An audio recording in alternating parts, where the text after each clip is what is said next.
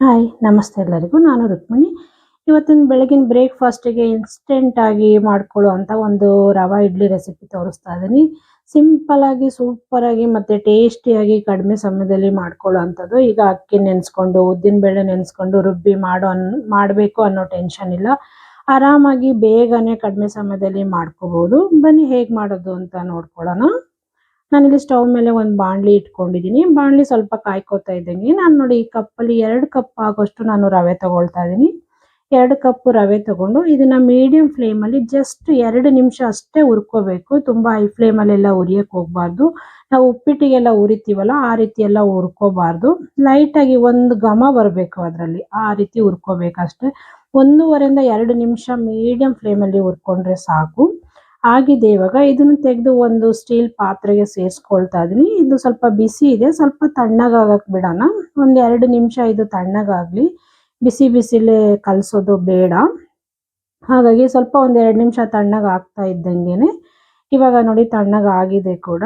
ಇದಕ್ಕೆ 1 ಕಪ್ ಆಗೋಷ್ಟು ನಾನು ಮೊಸರು ಯೂಸ್ ಮಾಡ್ಕೊಳ್ತೀನಿ. ಇಲ್ಲಿ 2 ಕಪ್ಪು ರವೆಗೆ 1 ಕಪ್ ಮೊಸರು ಯೂಸ್ ಮಾಡಿದರೆ ಸಾಕು.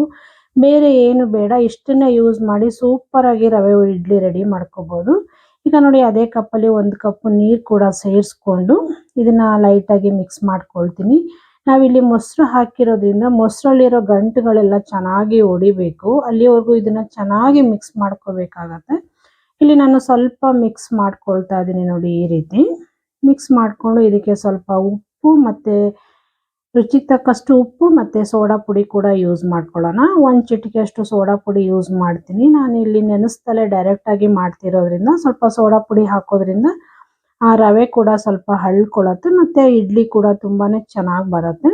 ಇವಿಷ್ಟನ್ನು ಹಾಕ್ಕೊಂಡು ಮೊಸರು ಚೆನ್ನಾಗಿ ಹೊಡ್ಕೋಬೇಕು. ಅಲ್ಲಿವರೆಗೂ ನಾವು ರವೆ ಮತ್ತು ಮೊಸರನ್ನ ಚೆನ್ನಾಗಿ ಮಿಕ್ಸ್ ಮಾಡ್ಕೊಳ್ಳೋಣ.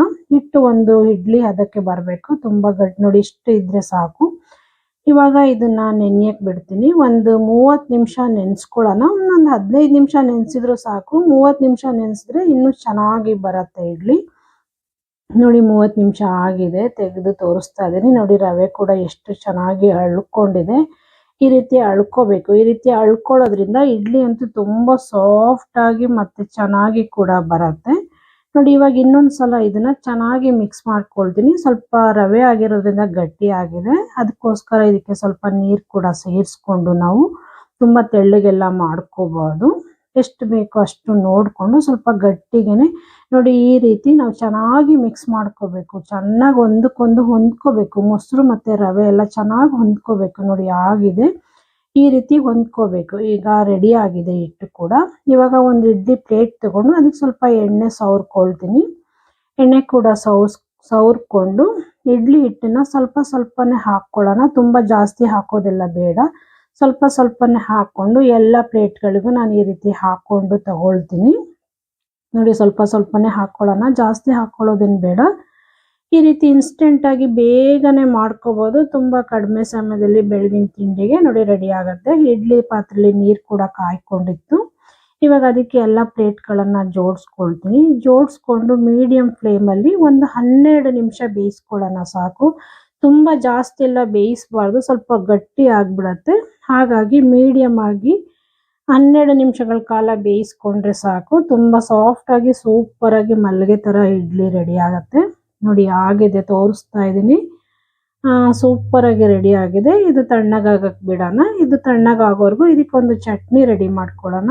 ನಾನು ಚಟ್ನಿ ಮಾಡ್ಕೊಳ್ಳೋಕ್ಕೋಸ್ಕರ ಒಂದು ಜಾರಿಗೆ ಒಂದು ಅರ್ಧ ಕಪ್ ಆಗೋಷ್ಟು ತೆಂಗಿನಕಾಯಿ ನಾನಿಲ್ಲಿ ಕಟ್ ಮಾಡಿ ಹಾಕ್ಕೊಂಡಿದ್ದೀನಿ. ಒಂದು 2 ಇಂದ 3 ಸ್ಪೂನು ಹುರ್ಗಡ್ಲೆ, ಒಂದು 5 ಹಸಿರು ಮೆಣಸಿನ್ಕಾಯಿ ನಾನು ಸುಟ್ಟು ಹಾಕ್ಕೊಂಡಿದ್ದೀನಿ.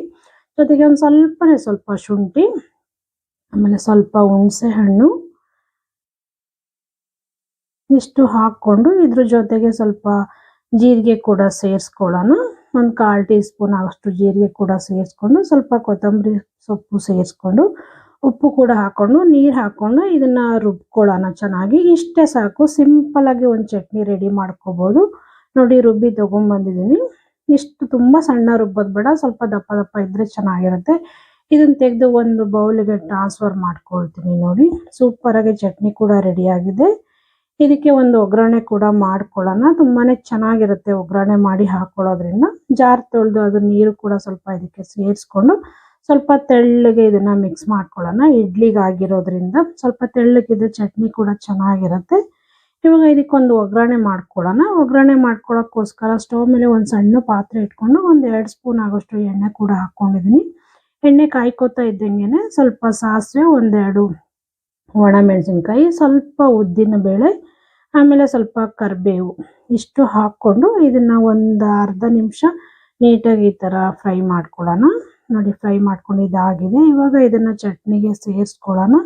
ನೋಡಿ ಸೂಪರ್ ಆಗಿ ಕಾಯಿ ಚಟ್ನಿ ಕೂಡ ರೆಡಿ ಆಯಿತು ಇಡ್ಲಿ ಜೊತೆಗೆ.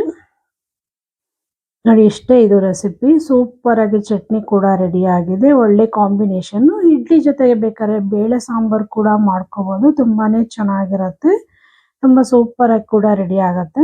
ನೋಡಿ ಕಡಿಮೆ ಸಮಯದಲ್ಲಿ ಸೂಪರ್ ಆಗಿ ಸಿಂಪಲ್ ಆಗಿ ರವೆ ಇಡ್ಲಿ ಹೇಗೆ ಮಾಡೋದು ಅಂತ ತೋರಿಸ್ತಿದ್ದೀನಿ.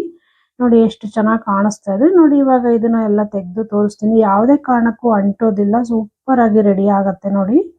ಇಷ್ಟೇ ಇದು ರೆಸಿಪಿ ರವೆ ಇಡ್ಲಿ. ತುಂಬ ಇನ್ಸ್ಟೆಂಟ್ ಆಗಿ ಅಕ್ಕಿ ನೆನೆಸಿ, ಉದ್ದಿನ ಬೇಳೆ ನೆನೆಸಿ, ರುಬ್ಬಿ ಮಾಡಬೇಕು ಅನ್ನೋ ಟೆನ್ಷನ್ ಇಲ್ಲ. ಆರಾಮಾಗಿ ಸಿಂಪಲ್ ಆಗಿ ಮಾಡ್ಕೋಬಹುದು. ತುಂಬ ಸಾಫ್ಟ್ ಆಗಿ ತುಂಬ ಚೆನ್ನಾಗಿ ಕೂಡ ಬರುತ್ತೆ. ಎಲ್ಲರೂ ಕೂಡ ತುಂಬ ಇಷ್ಟಪಟ್ಟು ಕೂಡ ತಿಂತಾರೆ. ನೋಡಿ ಇಷ್ಟೇ ಇದು. ಸರ್ವ್ ಮಾಡ್ಕೊಳ್ಳೋಣ. ಇಡ್ಲಿ ಮತ್ತು ಕಾಯಿ ಚಟ್ನಿ ಸೂಪರ್ ಆಗಿ ರೆಡಿ ಆಗಿದೆ ಬೆಳಗಿನ ಬ್ರೇಕ್ಫಾಸ್ಟಿಗೆ. ಈ ಇಡ್ಲಿ ರೆಸಿಪಿ ನಿಮಗೆಲ್ಲ ಇಷ್ಟ ಆಯಿತು ಅಂದ್ಕೊಳ್ತೀನಿ. ಇಷ್ಟ ಆದರೆ ದಯವಿಟ್ಟು ಶೇರ್ ಮಾಡಿ, ಲೈಕ್ ಮಾಡಿ, ಸಬ್ಸ್ಕ್ರೈಬ್ ಮಾಡ್ಕೊಳ್ಳಿ. ಹಾಗೆ ಪಕ್ಕದಲ್ಲಿರೋ ಬೆಲ್ಲೈಕನ್ ಕೂಡ ಕ್ಲಿಕ್ ಮಾಡಿ. ನಾನು ಯಾವುದೇ ವಿಡಿಯೋ ಹಾಕಿದರೂ ನಿಮಗೆ ನೋಟಿಫಿಕೇಶನ್ ಬರುತ್ತೆ. ನಿಮ್ಮ ಅನಿಸಿಕೆ ಅಭಿಪ್ರಾಯಗಳನ್ನ ಕಾಮೆಂಟ್ ಮೂಲಕ ತಿಳಿಸಿ.